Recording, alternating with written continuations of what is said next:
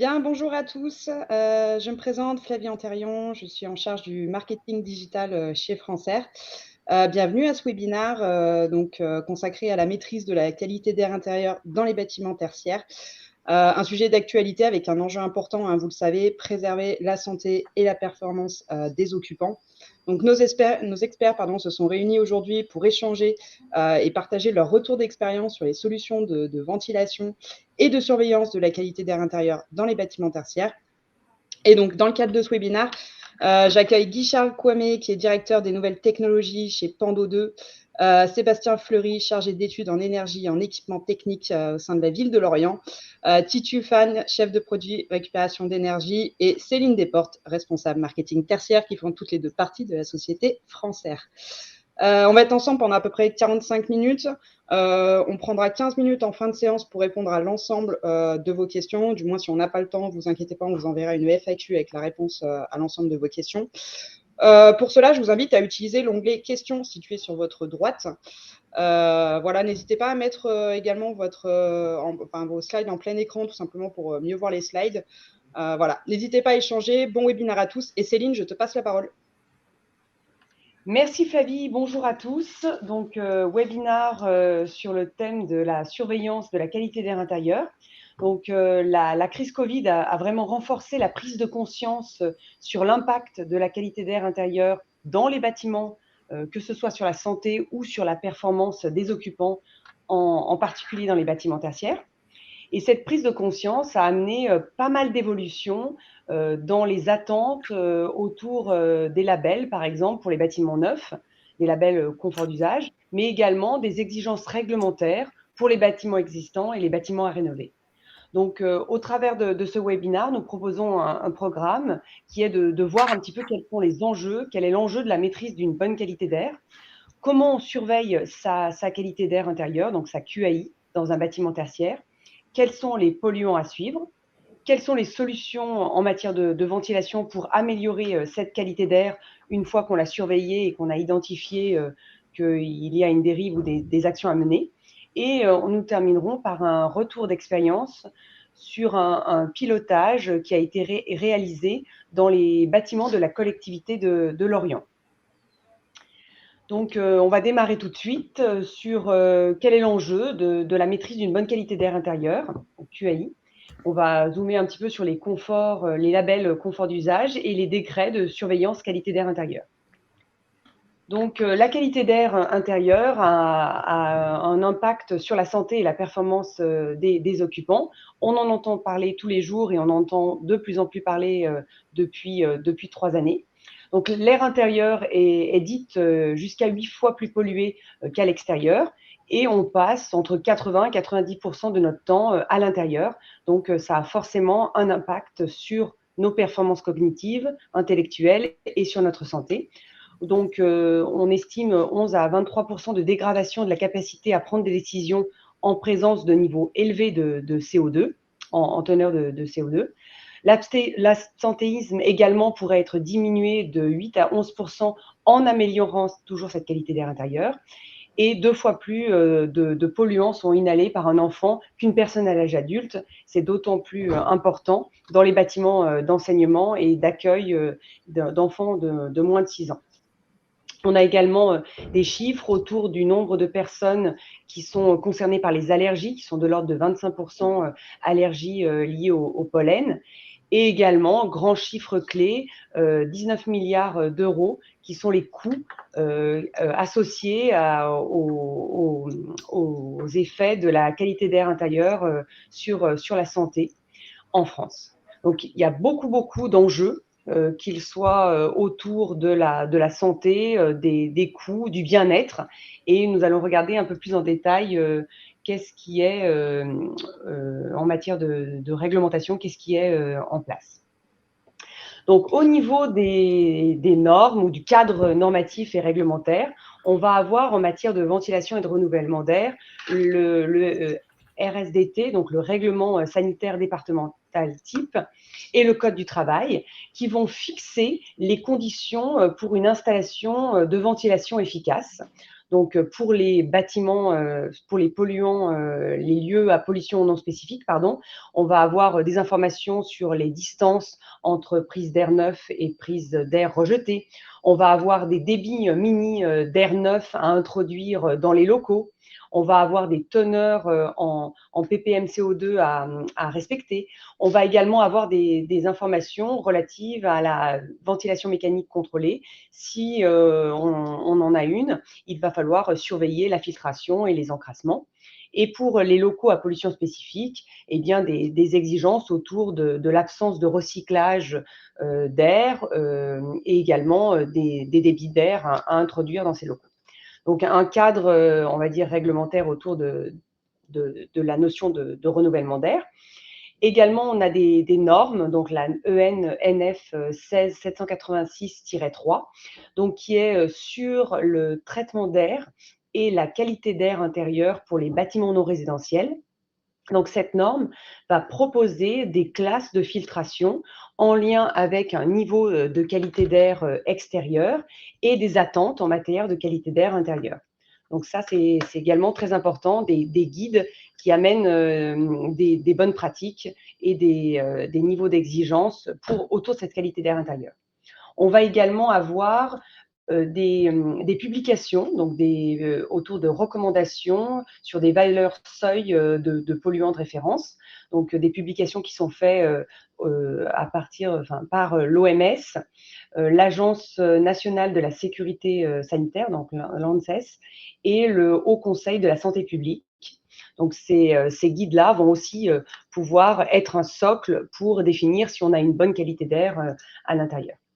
Et également, en matière d'exigence, on a la surveillance de qualité d'air intérieur obligatoire pour les bâtiments d'ERP. Donc, on va y revenir plus en détail, car il y a eu des évolutions importantes qui sont rentrées en vigueur au 1er janvier 2023. Donc, deux décrets qui modifient le Code de l'environnement en matière de surveillance de la qualité d'air intérieur. Donc, un premier décret qui a fait évoluer la réalisation de la surveillance obligatoire de la qualité d'air dans certains ERP. Donc, en priorité, les établissements recevant du public de moins de 6 ans, les établissements d'accueil de loisirs, les bâtiments d'enseignement et de formation professionnelle de premier et de second degré. Donc, pour ces bâtiments-là, on va avoir une évaluation annuelle des moyens d'aération des bâtiments, incluant une mesure par lecture directe du CO2. On va avoir également un autodiagnostic de la qualité d'air à minima tous les 4 ans, une campagne de mesure des polluants réglementaires que sont le formaldéhyde, le benzène et le CO2, et également l'élaboration d'un plan d'action visant à améliorer la qualité d'air intérieur. Le deuxième décret, donc le 2022-1690, il va préciser, lui, les conditions de réalisation de la surveillance de la qualité d'air à l'intérieur des ERP, donc en définissant la mesure à lecture directe de la concentration en dioxyde de carbone comme étape de validation annuelle des moyens d'aération. Donc, il faudra réaliser une mesure au plus tard en 2024. Il va également définir les étapes clés de la vie du bâtiment pouvant impacter la qualité d'air, le seuil des déclenchements des campagnes de mesure de polluants et leur délai de réalisation, ainsi que la mise à jour de la valeur du formaldéhyde pour laquelle les campagnes doivent être menées. Donc voilà, tout un volet très important en matière de réglementation dans les ERP pour les bâtiments existants. Également, au-delà des réglementations, les bonnes pratiques de la qualité d'air, autour de la qualité d'air intérieur, proviennent aussi des labels et certifications, que ce soit les labels environnementaux un petit peu génériques, dans lesquels on va retrouver des volets qualité d'air intérieur, mais également des labels dédiés, focusés autour du confort, du bien-être de l'occupant du bâtiment, que sont par exemple WELL, le Fitwel ou l'Osmose.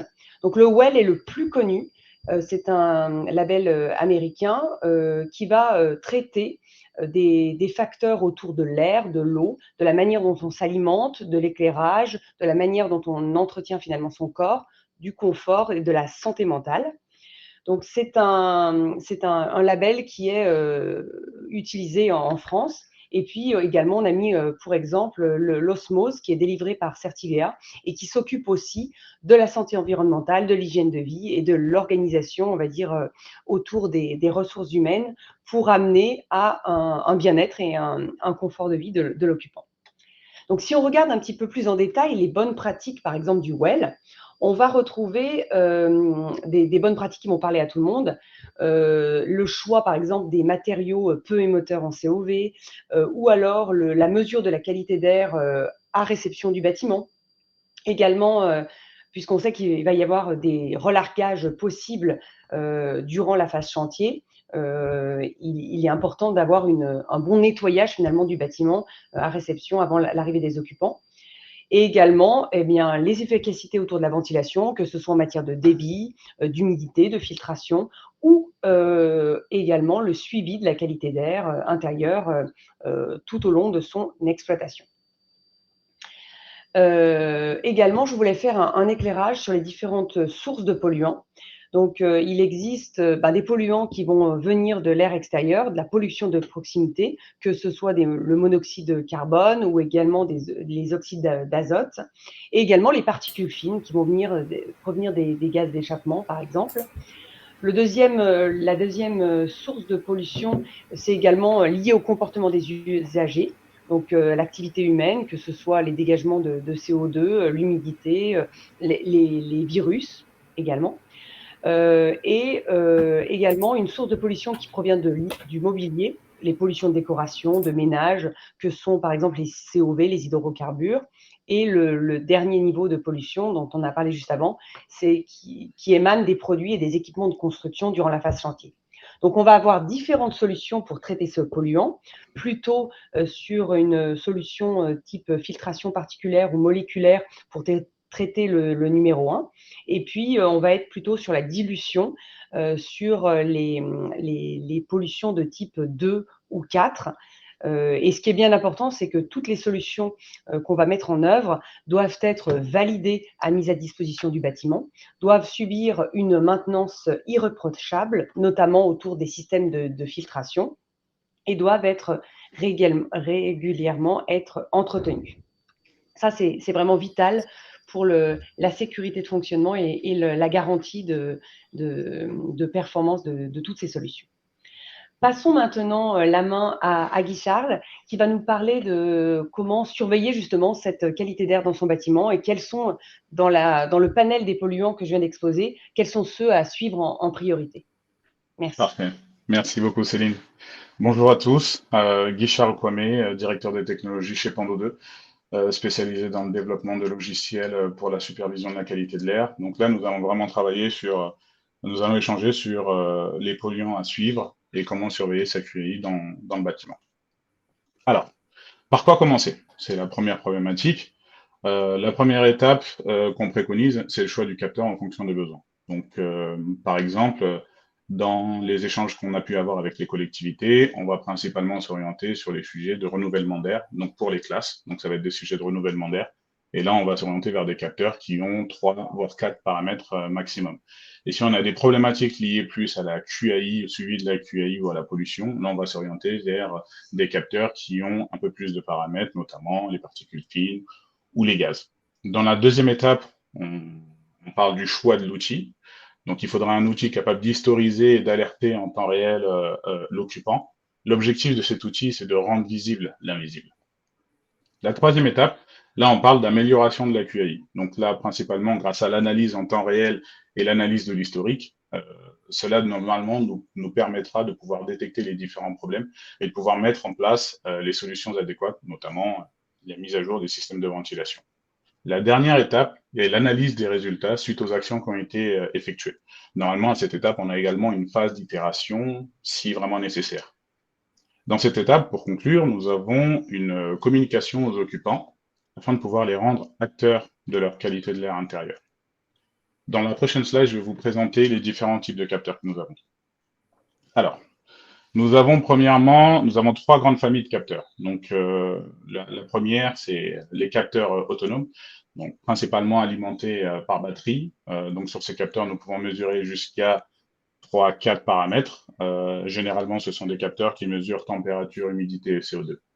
Ouais. Il est possible aussi d'avoir notamment la pression atmosphérique sur ces capteurs.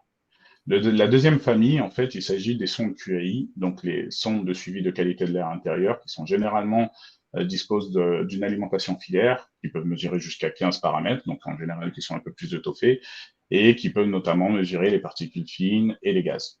Nous avons également les sondes QAE, donc les sondes de suivi de qualité de l'air extérieur, qui, eux, peuvent mesurer également jusqu'à 15 paramètres, mais qui sont situés en extérieur et qui sont principalement utilisés dans le cadre des suivis de la qualité de l'air sur, par exemple, des chantiers. Je vais vous présenter, du coup, les paramètres qui sont vraiment mesurés en détail par ces capteurs. Alors, on a plusieurs paramètres à suivre. La première famille, ce sont les paramètres de confort. Donc, généralement, les paramètres de confort, on parle principalement de température, humidité, température-humidité. On peut également suivre la luminosité, le bruit. Donc, on parle principalement de bien-être des occupants. On a également les particules fines. Donc, les particules fines, ça va être principalement les PM2,5, les PM10, les PM1. Donc, alors, à savoir, les particules fines, plus elles sont petites et plus elles sont dangereuses. Elles sont tellement petites qu'elles peuvent même se loger dans le sang ou dans les systèmes respiratoires. On a également les gaz qui émanent principalement du mobilier et des produits ménagers non labellisés. Ces gaz également peuvent également avoir un effet sur la santé des occupants. On a les paramètres d'occupation. Donc là, pour l'occupation, on a principalement des capteurs de comptage de personnes ou de détection de mouvements. On essaie d'éviter au maximum les capteurs caméra parce qu'en fait, ils sont beaucoup trop intrusifs. Alors du coup, pourquoi nous avons ces capteurs de comptage de personnes? Parce qu'ils permettent d'adapter en fait les débits de ventilation en fonction des informations qui sont remontées. Et justement, sur la ventilation, on peut installer ce qu'on appelle des capteurs de différentiel de pression qui permettent d'avoir une maintenance en fait sur ces équipements de ventilation. Ça va nous permettre de pouvoir détecter si les filtres sont encrassés et donc du coup de pouvoir mettre en place une maintenance qui va éviter en fait une surconsommation énergétique. L'objectif principal vraiment à retenir, c'est que la plupart de ces paramètres qui vont remonter surtout concernant tous ces polluants-là, qui puissent être remontés dans une seule et même application. Alors, là, je vais vous parler du coup de l'application Pando 2 et des valeurs ajoutées. Nous avons du coup plusieurs fonctionnalités qui, pour le coup, sont les plus pertinentes dans le cadre du suivi de la qualité de l'air. Nous avons déjà la supervision sur mesure, donc de la qualité de l'air intérieur et extérieur, ce qui nous permet en fait de pouvoir suivre les interactions. Ces informations sont également complétées par le suivi météorologique et également des données publiques émanant des ASCA ou des systèmes de surveillance atmosphérique. On dispose également des alertes et des recommandations qui permettent d'informer les occupants et qui leur permettent de leur donner des solutions pour pouvoir améliorer leur qualité de l'air. On dispose également d'une analyse avancée qui permet de détecter les incidents et de pouvoir maintenir les différents équipements qui sont insérés dans l'application Pando 2. La fonctionnalité sur laquelle nous basons pour communiquer avec nos utilisateurs, ce sont les rapports automatiques qui permettent du coup d'envoyer des informations toutes les semaines ou tous les mois à nos utilisateurs dans le but de les rendre acteurs de la qualité de l'air de leur bâtiment. Je vais maintenant vous montrer quelques exemples de cas d'études que nous avons réalisés avec nos clients. Alors, premier cas, donc ça c'est un cas typique, nous avons une école ancienne sans système de ventilation sur laquelle nous avons installé des capteurs de CO2, humidité, température, donc des capteurs autonomes, pour pouvoir identifier les différents dépassements qui peuvent avoir lieu. Alors la première chose qu'on constate, c'est une forte corrélation entre taux d'occupation et dépassement de CO2. Donc là, si vous le voyez, on a des pics qui dépassent 1500 ppm et qui peuvent justement nous mettre en lumière le problème de ventilation qu'il y a dans ce bâtiment. Ces pics de CO2 sont très problématiques dans la mesure où elles ont des conséquences sur les facultés cognitives, des conséquences sur la concentration et également sur la productivité. Ce qu'on veut montrer principalement dans cette slide, c'est que grâce au suivi en temps réel, on peut alerter et envoyer des recommandations pour améliorer la QAI des occupants. Alors, la deuxième étude, Donc là, on est sur un bâtiment tertiaire sur lequel on a installé un capteur de QAI, donc vraiment qui mesure à peu près une dizaine de paramètres. Et qu'est-ce qu'on constate en fait? On constate une montée soudaine des composés organiques volatiles lors du passage des entretiens. Donc les équipes des entretiens de ménage. Donc déjà, on a essayé d'isoler un petit peu la source et on s'est rendu compte que la problématique venait de l'utilisation des produits non labellisés. Donc du coup, on a pu adapter, recommander l'utilisation des produits labellisés afin que les équipes de ménage puissent passer sans forcément altérer la qualité de l'air des différents occupants. Alors pourquoi nous avons choisi cet exemple-là? Car sans le suivi de la qualité de l'air, il est impossible de détecter ce type de problème imperceptible à l'œil nu. Mais heureusement, la mauvaise qualité de l'air n'est pas forcément une fatalité. Il existe des solutions que l'on vous présentera un peu plus en détail dans les prochaines slides. Alors, le troisième cas, donc là on est sur un cas typique, on a un bâtiment ancien, proche du périph' en région parisienne, comme vous l'imaginez avec énormément de trafic. Et l'objectif c'était d'installer des sondes de qualité de l'air intérieur, une sonde de qualité de l'air extérieur, et identifier en fait les sources de pollution. Comme vous le voyez sur le graphe, c'est assez clair. On a sur la ligne bleue en fait représente les taux de concentration de particules fines PM2,5 en extérieur, et en fait les barres colorées représentent les PM2,5 en intérieur. Et comme vous pouvez en constater, déjà premièrement, on a une corrélation quasi parfaite entre l'intérieur et l'extérieur. Et comme l'a dit Céline en introduction, on peut constater que l'air intérieur est plus pollué que l'air extérieur, car en fait les PM s'accumulent, les particules fines s'accumulent dans un espace clos. Alors, le dernier cas d'utilisation, là, on parle principalement, donc au-delà du suivi de la qualité de l'air intérieur en temps réel et de l'historisation, en nous proposant également une analyse big data destinée au grand déploiement. Donc, quand on parle de grand déploiement, on parle principalement de 50, 100, 500 capteurs. Alors, dans l'exemple, nous avons isolé 39 salles sur 300. L'objectif était d'identifier les problématiques en termes de renouvellement d'air sur ces salles-là. Donc, comme on peut le voir, on a créé un graphe sur mesure pour pouvoir répondre à la problématique du client. Donc, ce graphe fait partie du rapport qui a servi de base de réflexion pour pouvoir déployer les solutions de remédiation de l'air. Et nous sommes encore allés plus loin. Nous avons programmé l'envoi de ce rapport automatique toutes les semaines aux gestionnaires techniques du bâtiment afin de s'assurer du bon fonctionnement des solutions déployées. Ainsi, nous avons pu constater sur ce client et qu'en l'accompagnant dans toutes les étapes, on a pu lui permettre de pouvoir améliorer la qualité de l'air de ces bâtiments. Voilà. Je vous remercie, je laisse la parole à Titi. Merci Guy Charles. Donc je me présente, Titi Fan, donc chef produit récupération d'énergie chez Francaire. Donc on a parlé de l'importance d'une bonne maîtrise de la QAI et également en fait comment la surveiller, mais il va y avoir en fait des actions à mettre en place pour agir directement sur la QAI. On va se concentrer sur la ventilation, ce qui m'amène justement à cette question-là de quelles sont les solutions de ventilation pour améliorer la QAI. Donc avant toute chose, il sera important de déterminer si un système de ventilation est déjà existant dans la pièce concernée. Donc, on aura deux cas de figure. Donc, premier cas où il n'y a pas de système de ventilation. Donc là, dans ce cas-là, il va falloir créer une installation de ventilation et vérifier si les passages de conduit sont possibles. Et également, en fait, vérifier le taux d'occupation de la pièce concernée. Donc, dans le deuxième cas, un système de ventilation est déjà présent et existant, il va falloir peut-être faire évoluer ce système de ventilation pour répondre aux nouvelles exigences réglementaires, comme l'avait présenté Céline au début. Donc, peut-être qu'elle sera plus forcément adaptée à l'occupation et aux usages des locaux.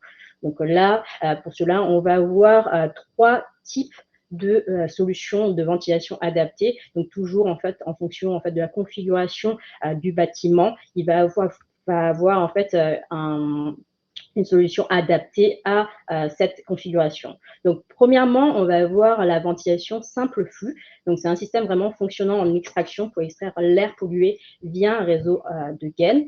et ou un système en fait fonctionnant en insufflation pour garantir vraiment l'apport d'air neuf suffisant, juste nécessaire en fonction en fait de l'occupation de la pièce. Donc ce sera forcément filtré et possiblement préchauffé. Donc ce système-là va diffuser un débit d'air constant, quelles que soient les conditions extérieures, donc vent, température, ou les conditions intérieures, donc nombre d'occupants, température, humidité, etc. On va voir en deuxième la ventilation double flux, donc c'est une ventilation beaucoup plus complexe, mais qui va fonctionner dans le renouvellement de l'air.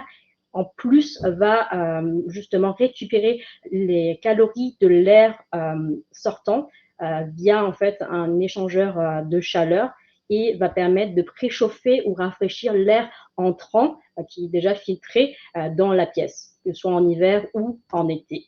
Donc, ça va avoir vraiment l'avantage de limiter les déperditions énergétiques au niveau en fait de le système de ventilation. Puis dernièrement, on va avoir la ventilation double flux décentralisée.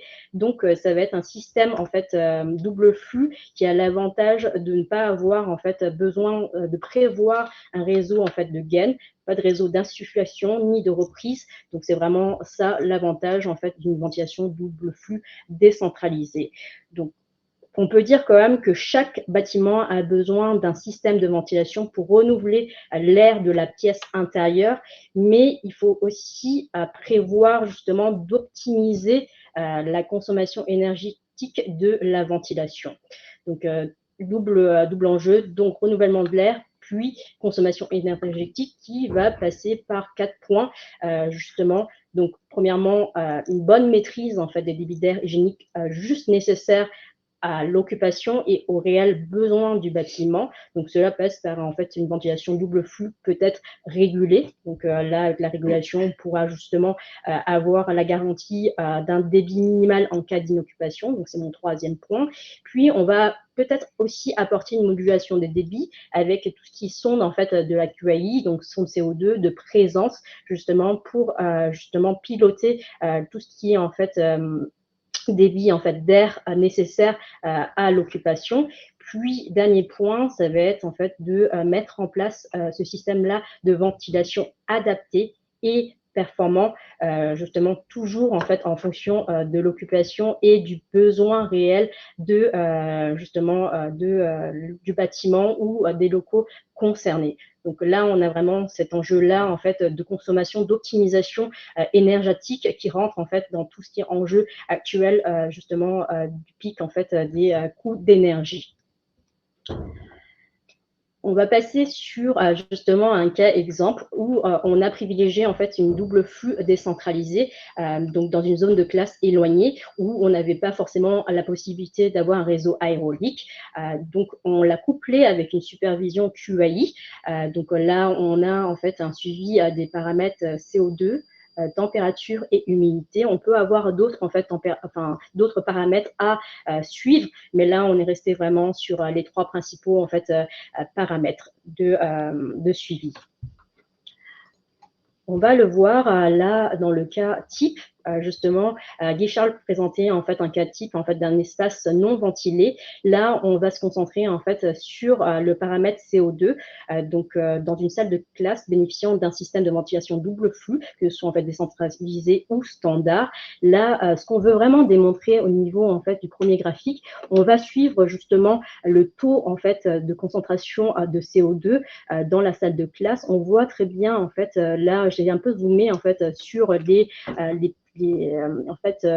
horaires en fait d'école, donc vraiment où on a le pic en fait d'occupation le plus élevé. On peut voir justement dans le pic en fait de 9 heures et également après 2 heures, après justement le petit le lunch, on va avoir un pic en fait de concentration CO2 et l'impact positif en fait d'une installation de ventilation qui va permettre de réduire en fait ce taux de concentration là à des taux en fait à 800 ppm, donc beaucoup plus acceptable.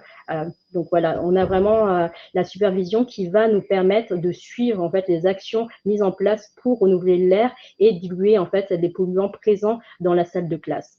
Puis on va avoir dans le deuxième graphique justement la partie que j'ai comme énoncé avant, avec tout ce qui est optimisation de consommation énergétique. Donc là, on voit que pendant les périodes creuses, donc d'inoccupation, on va avoir la ventilation qui va s'arrêter et redémarrer quand on va avoir en fait une occupation beaucoup plus importante en salle de classe.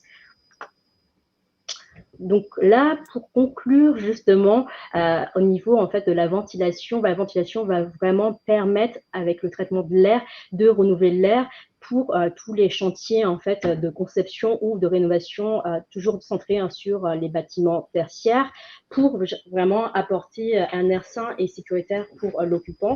Donc ce sera vraiment important justement de mettre en place un système vraiment performant, répondant et adapté à justement à la configuration du bâtiment pour traiter les polluants présents dans l'air intérieur.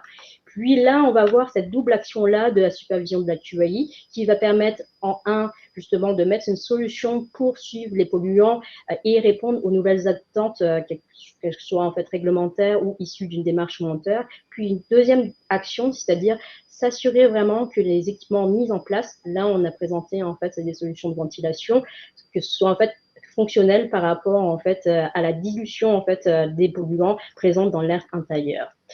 Là, on a vraiment vu tout ce qui est en fait supervision en amont et après. Puis là, on va avoir aussi la supervision de la QAI sur d'autres paramètres tels que l'humidité, la température, qui va nous permettre justement de réduire la consommation de chauffage. On va le voir dans le cas exemple de la ville d'Orient. De Lorient, pardon, excusez-moi. Donc, on va le voir avec Monsieur Fleury. Je vous laisse oui, donc bonjour à tous, Sébastien.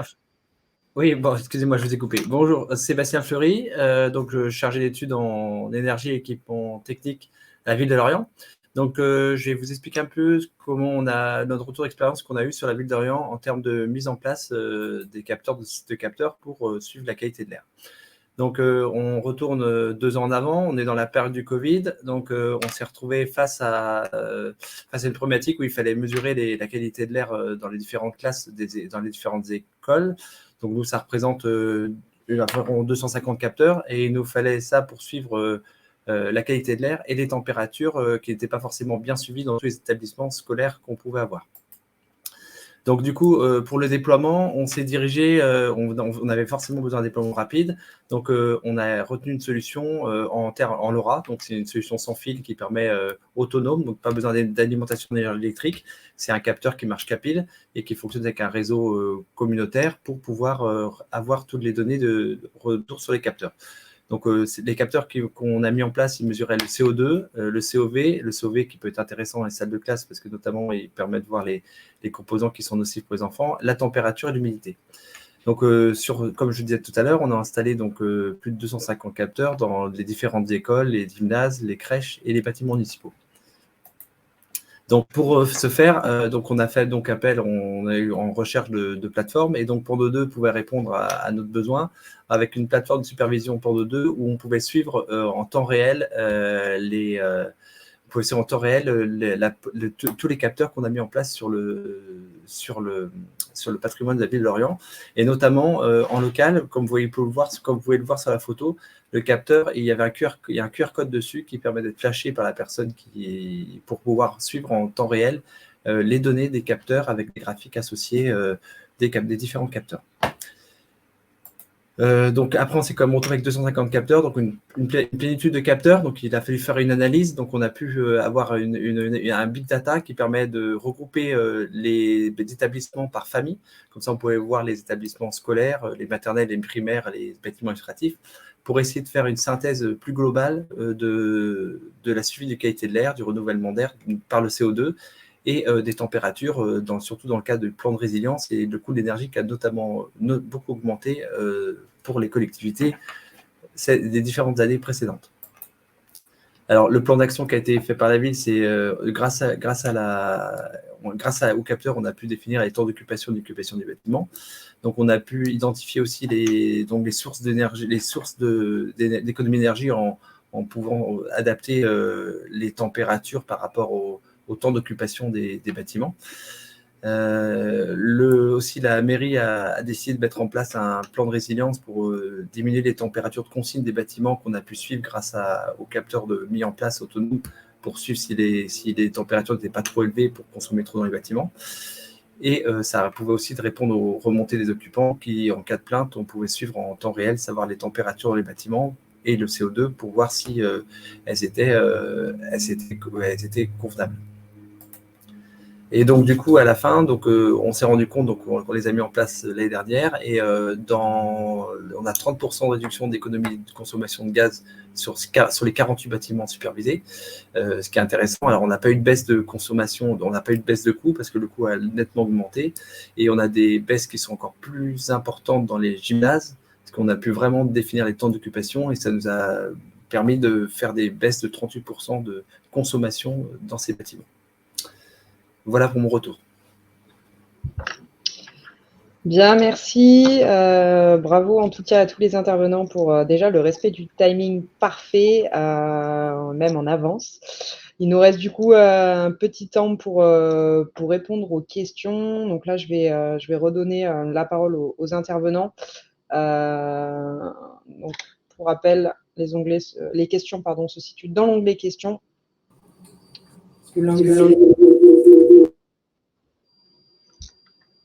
Oui, pardon, j'ai cliqué sur le mauvais bouton. Effectivement, il y a pas mal de questions, Flavie. Peut-être que je peux répondre comme ça à la question sur la date de mise à disposition du décret de surveillance QAI pour les EHPAD. Il n'est pas concerné dans ce premier lot et normalement, les EHPAD seront concernés par les deux nouveaux décrets ou les deux nouveaux évolutions à partir du 1er janvier 2025. Donc, je pourrais apporter un complément d'information éventuellement dans la FAQ, mais globalement, c'est plutôt orientation 2025.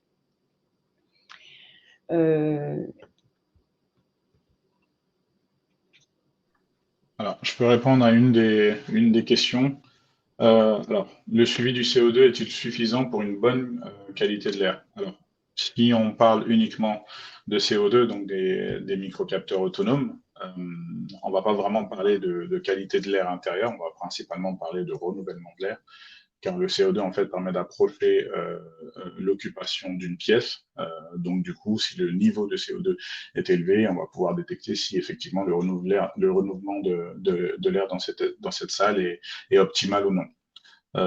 Donc voilà, donc si on veut vraiment parler de qualité de l'air, il est souvent recommandé de plutôt s'orienter vers la deuxième famille que je vous ai présentée tout à l'heure, donc principalement des capteurs de QAI permettant de mesurer notamment les particules fines et les gaz.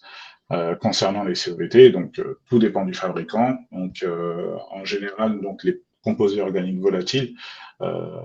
Aujourd'hui, on a des fabricants qui ont des composés organiques volatiles totaux. Donc en général, c'est ce qu'on retrouve le plus sur des microcapteurs. Dans la mesure où en fait il est très difficile techniquement sur des microcapteurs de pouvoir séparer les différents organiques volatiles. Et donc en général, on a un calcul qui est effectué sur la totalité des COV. Voilà.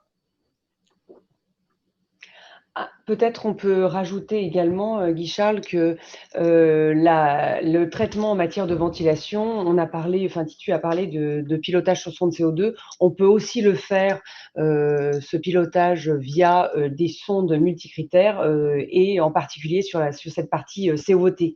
Donc on peut piloter aussi la ventilation sur une donnée d'entrée qui peut être les COVT, l'humidité et les CO2. Donc, il y a aussi cette corrélation en matière de solutions, de dire si on observe des défaillances dans le cadre de la surveillance QAI, on peut mettre en place des actions spécifiques ou un pilotage spécifique de la solution en fonction de ces clés d'entrée. Donc, c'est effectivement complémentaire. On a à la fois le paramétrage, l'identification, le diagnostic, et puis après le contrôle de la mise en place des solutions, tout en insistant bien sur cette dimension de maintenance et de mise en place au niveau des installations. Voilà. Et justement, pour compléter ce point-là, Céline, je vais en profiter pour rebondir sur une autre question qui était liée. Typiquement, la problématique aujourd'hui en termes de solutions de supervision, c'est qu'on n'a pas, les fabricants sont vraiment spécialisés dans un domaine. Donc, on va avoir des fabricants qui vont être spécialisés dans la mesure du CO2, on va avoir des fabricants qui vont être spécialisés dans les particules fines et d'autres, par exemple, dans les COVT ou dans les COV plus généralement. Vu que on a une complexité ici et on a une différence entre les différents fabricants, c'est pour ça qu'il est pertinent d'utiliser une solution qui va être 100% interopérable et qui va pouvoir intégrer en fait des capteurs de fabricants différents de manière à pouvoir avoir le meilleur de chaque monde pour avoir une qualité de l'air optimale. Au niveau de la partie, la question sur le Covid, la question pardon sur le virus, effectivement, les solutions de ventilation vont permettre de diluer les virus dans l'air, enfin la concentration des virus dans l'air, et il existe aussi d'autres solutions corrélées, complémentaires à la ventilation pour venir capter ou détruire ces virus. Je pense à la filtration HEPA ou à la ionisation bipolaire qu'on a pu par exemple exposer dans d'autres webinaires dédiés. Mais effectivement, il existe des solutions dédiées sur la captation, la dilution du vivant dans l'air. Donc tout ça est vraiment complémentaire. Et l'idée, c'est qu'il y a des solutions adaptées par typologie de polluants chimiques, organiques ou biologiques. Oui, tout à fait. Merci Céline. En effet, on avait organisé un webinaire qui date maintenant d'il y a 3 ans sur la Covid-19 et le traitement de l'air. Donc, n'hésitez pas également à le regarder en replay pour plus d'informations à ce sujet. Sébastien, j'en profitais peut-être pour vous poser une question parce qu'on avait pas mal échangé durant la préparation de ce webinaire. Au niveau de cette dimension chauffage et des gains que vous avez pu réaliser, comment derrière vous imaginez déployer cela sur d'autres bâtiments? Est-ce que vous prévoyez déployer cela sur d'autres typologies de bâtiments ou comment vous imaginez finalement prendre part à cette évolution? Est-ce qu'il y a des choses qui sont imaginées? Pour l'instant, ce qui est imaginé c'est qu'au fait, on n'a pas de données sur les bâtiments, donc il va falloir qu'on mette en place des GTC, des gestions techniques pour qu'on puisse faire une régulation plus juste dans les différents bâtiments, parce que du coup, on se rend compte que on n'a pas forcément la capacité à pouvoir piloter facilement les bâtiments actuellement.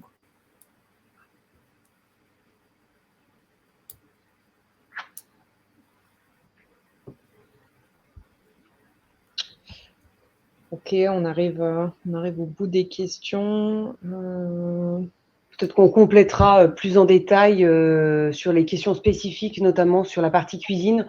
On reviendra en détail. On a eu quelques questions très, très spécifiques sur des cas d'application en cuisine.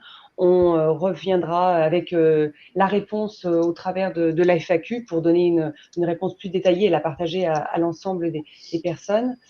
Peut-être on peut juste compléter sur la ventilation modulée qui est très largement déployée, que ce soit en simple et en double flux. Et cette ventilation modulée sur sonde perd vraiment des gains et j'aimerais vraiment insister là-dessus parce qu'on peut très bien dans toutes les normes, les exigences, etc., on amène des contraintes qui sont bénéfiques, on va dire, pour le confort et la santé. Mais du coup, on peut se dire, mince, ça va me dégrader mes consommations. Et clairement, il y a beaucoup de technologies embarquées, beaucoup de régulations et d'accessoires qui permettent justement d'optimiser la consommation. Donc, on peut vraiment concilier la qualité d'air et la performance énergétique du bâtiment, qui sont deux clés, deux tendances de fond sur lesquelles on doit apporter des réponses aujourd'hui. Super, merci Céline, en tout cas, merci à vous tous. De toute façon, ne vous inquiétez pas, comme l'a dit Céline, on prendra le temps de répondre un petit peu plus dans le détail à l'ensemble des questions qui ont été posées. Vous recevrez notamment tous les participants un emailing avec le replay de ce webinaire ainsi que donc la FAQ. Pour rappel, l'ensemble de nos webinaires en replay sont disponibles sur notre site internet France-Air, donc france-r.com. Voilà, n'hésitez pas à aller regarder les webinaires déjà réalisés, notamment le dernier sur la RE 2020. beaucoup de webinaires encore à l'affiche pour Francère. Je remercie particulièrement Pando 2, la ville de Lorient, pour s'être associée avec nous aujourd'hui pour cet événement. Merci pour la qualité des échanges. Et puis à très vite pour un nouvel événement. Et bon appétit à tous. Au revoir. Merci, au revoir. Au revoir, merci. Au revoir. Merci, au revoir. Au revoir.